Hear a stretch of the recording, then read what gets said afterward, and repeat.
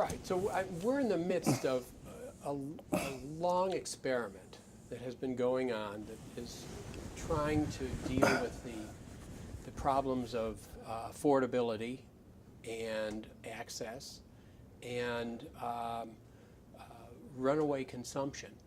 And I think that what you were describing was a scenario where patients perhaps wanted more than they needed. Doctors perhaps in instances were prescribing or doing more than they had to. And society was feeling that it couldn't quite afford to subsidize which all is of very this, real. which continues to be real to this day. Of course. And between 20 years ago, when you were in the midst of this episode and today, the problem hasn't really been solved. It continues to evolve. I think we're still in a position where the issues of measuring necessity and measuring quality are still being worked out. And we have, if nothing else, begun to learn what doesn't work or what doesn't deliver quite as much as promised. I think many of the financial instabilities that occurred in the 90s occurred because products were being priced based on a promise rather than on real results. And so with this optimism, people were getting themselves into financial trouble. But no matter how we look at it, times have changed.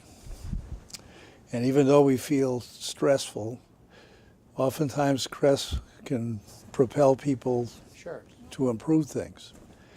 And if I think of what's happened in the last 20 years, especially in the last 50 years, as a result of all this tension and stewing and all this sort of thing, is think of the advances in medical technology.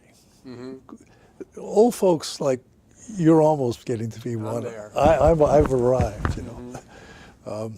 There are getting to be tons and tons of people who, if they take care of themselves, and maybe if they have a spouse that, like good doctors, they marry nurses because they talk about that accountability, right? But you have a chance to live an effective life, a happy life, a long life, disease-free life, or cope with diseases like never before. Now, if you choose to get into drugs and not take care of yourself and smoke and whatever, then your mortality and your morbidity is what it's always been. And there's more ways to kill yourself today than ever before. But if you take care of yourself, so that's what's happened in all this. Oh yeah, I mean, oh my gosh. Yes. And the prospects for the future. So if we could get control of our human behavior, my advice for the future would be that the big win will be managing human behavior. First of all, if people individually take care of themselves, you know, and if they're productive and whatever, then the life for them can be better than it's ever been. You can even live long enough to have more than one career today, for God's sake, you know. And for your family and your loved ones, people are role models. And if we had healthy behavior in our society, we'd have the economic resources and the security and all these other things that are necessary to provide the resources so that the healthcare system can be healthy itself and with the future for us. So this gets at something else that you brought up, which is that individuals can participate in making great things happen by functioning collectively. Absolutely. You use that term repeatedly.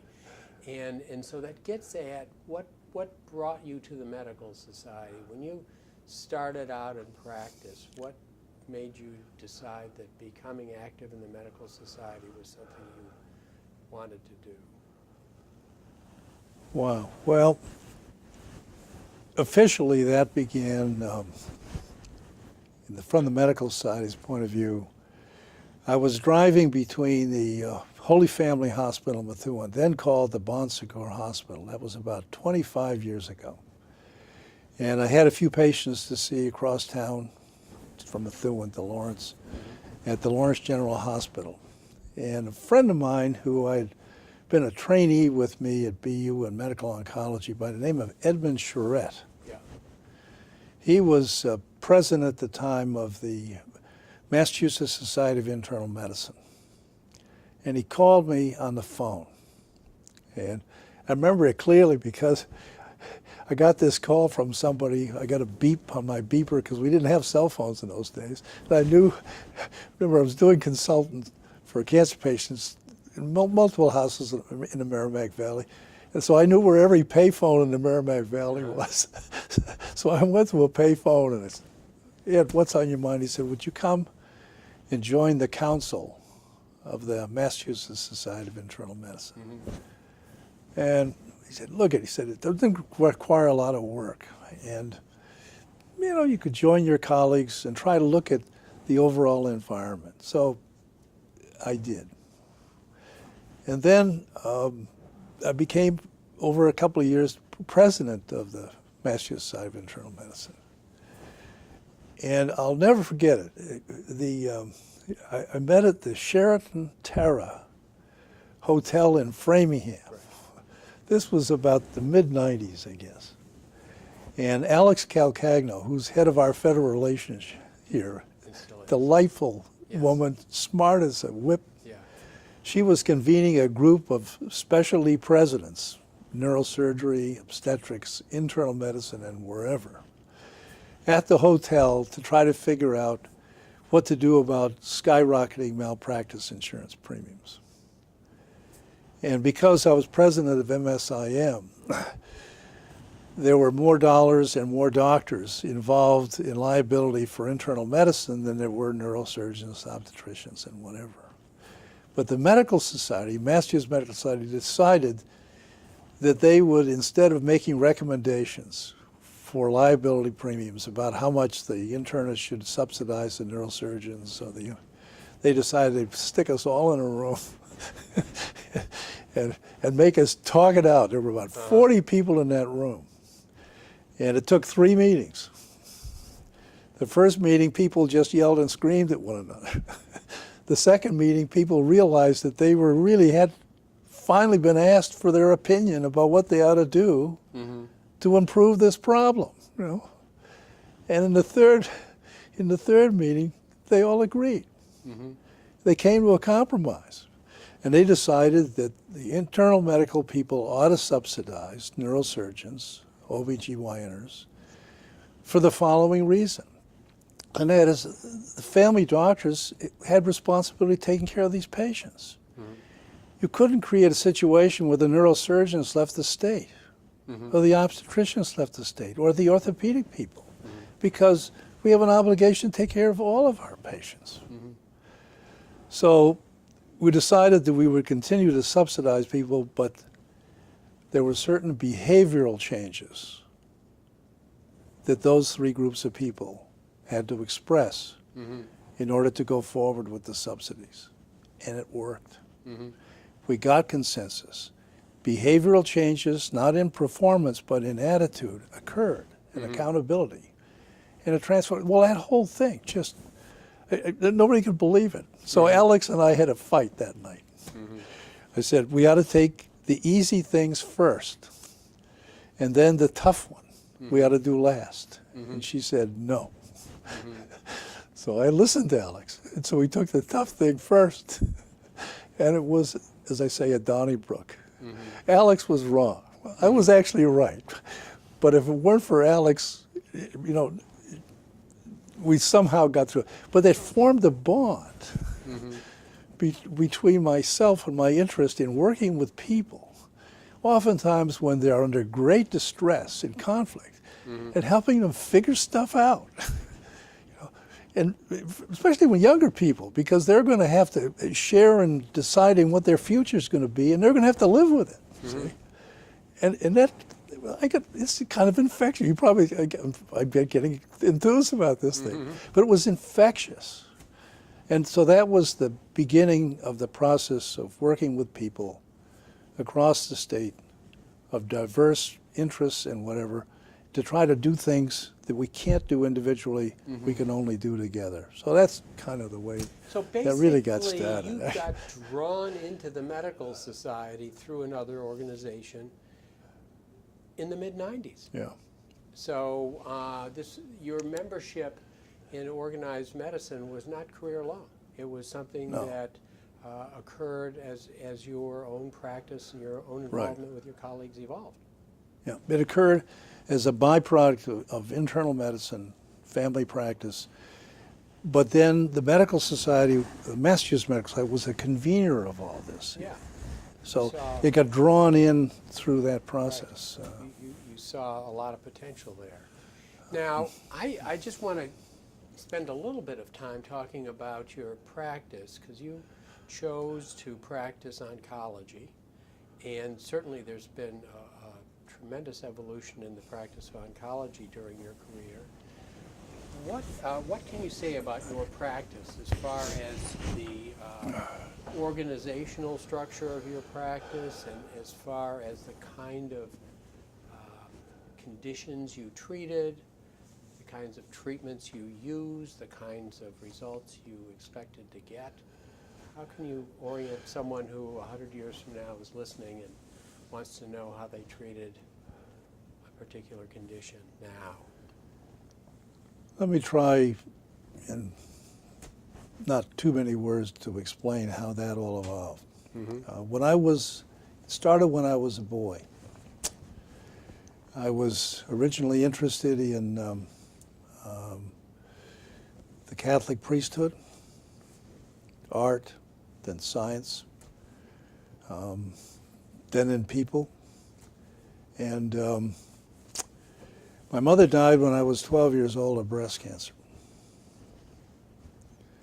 And we traveled in those days. My father, during the Second World War, was a traveling salesman and then worked for a company, and he was not drafted because someone had to run enterprise in this country during the war. So we moved through the Midwest to many different towns, went to 14 different grammar schools.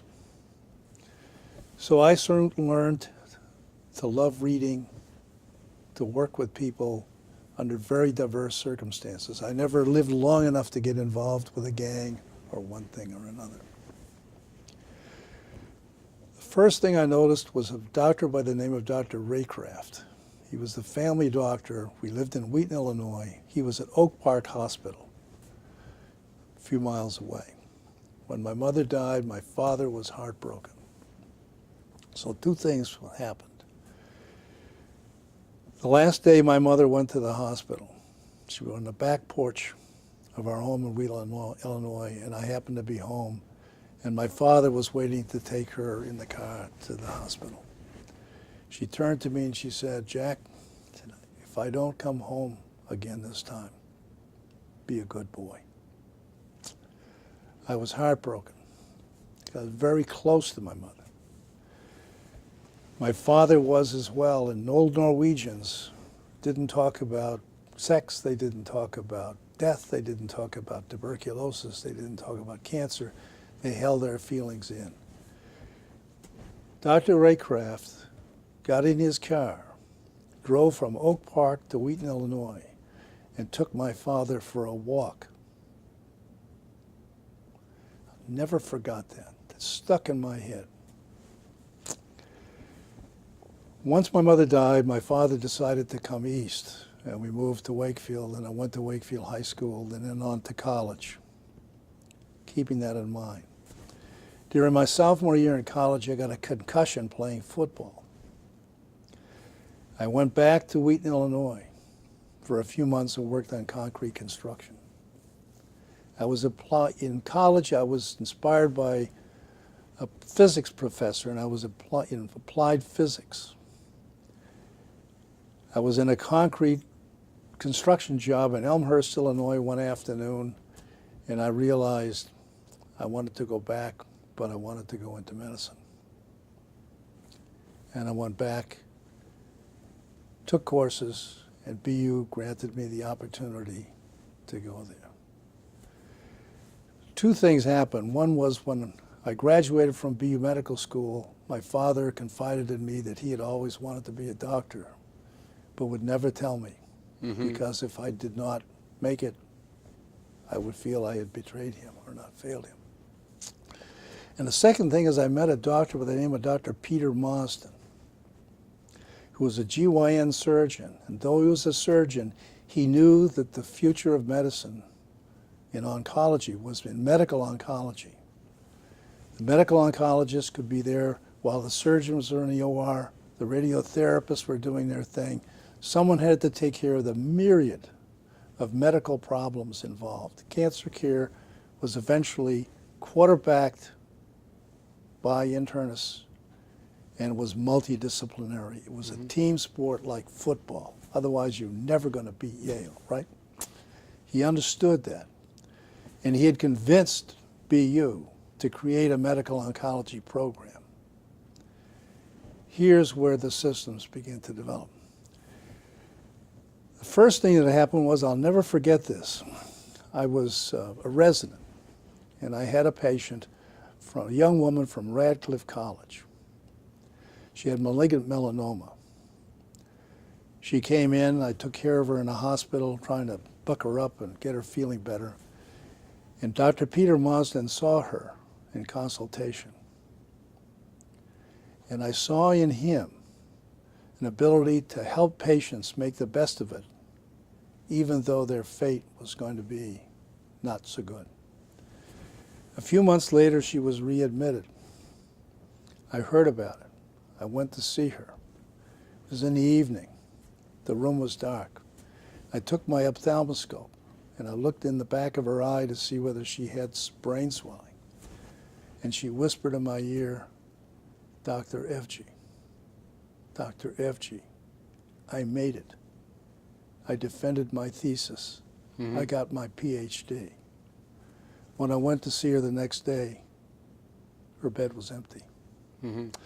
I realized at that moment that I was going to be a medical oncologist.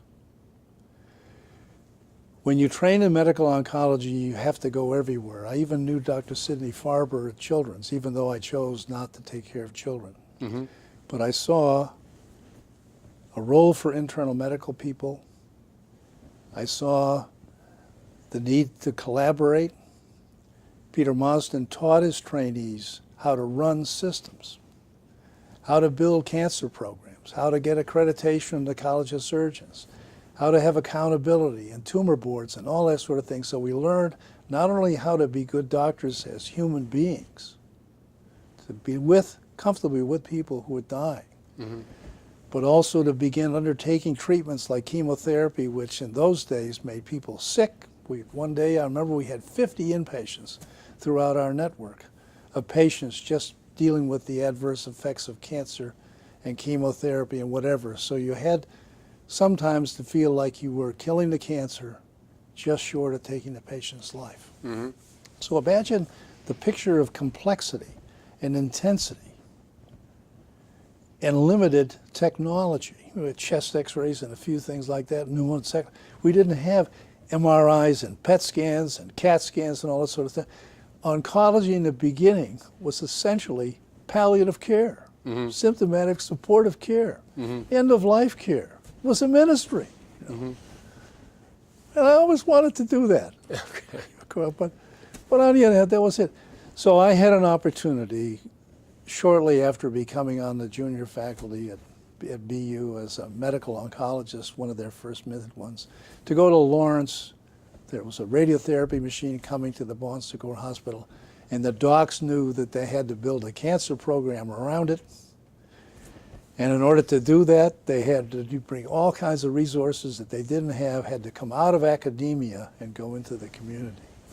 The darn program was so successful, all the adjacent towns wanted to do that. And we were all getting tired. There were only a couple of oncologists in those days.